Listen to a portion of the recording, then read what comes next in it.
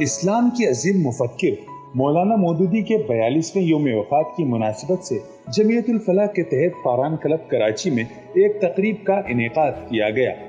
تقریب کے مہمان خصوصی شاعر، ادیب، مفکر، محقق، عظیم دانشور، فلسفی استاد احمد جاوید تھے، جنہوں نے مولانا مودودی کی امت کے زوال کے اسباب کی نشاندہی اور اصلاح کے لیے عملی جدوجہد پر انہیں زبردست خراج عقیدت پیش کیا۔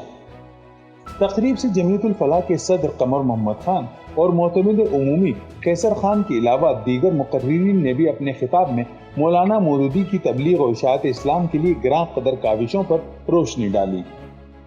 احمد جاوید کا اس موقع پر کہنا تھا کہ مولانا مودودی کی تحریر میں ایک بہاؤ تھا جو اپنے آپ کو نثار کیے بغیر ممکن نہیں۔ ان کی یکسوئی، دنیا سے بے رغبتی ان کے پناہ فی اللہ ہونے پر استدلال کرتی ہے کہ ہر انقلابی کی سب سے بڑی دلیل وہ خود ہوتا ہے، یعنی خود کو بنا کر پیش کرتا ہے۔ مولانا کے یہاں یہ خود غائب ہے۔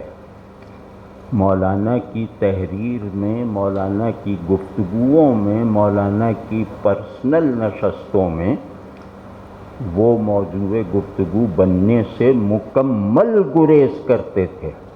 مطلب میں نے کم لوگ دیکھے ہیں جو اپنی تعریف برداشت نہ کرتے ہوں اور غیبت کو الاؤ نہ کرتے ہوں۔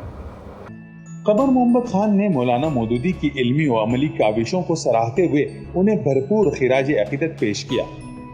قیصر خان نے بھی اشاعت دین کے لیے ان کی فکری، قلمی اور عملی جدوجہد کو امت پر احسان قرار دیا۔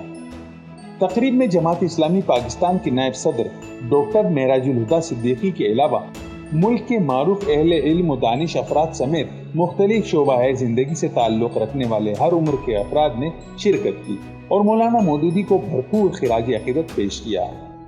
کیمرہ مین رضوان علی کے ساتھ قمر الرحمان، جسارت نیوز، کراچی۔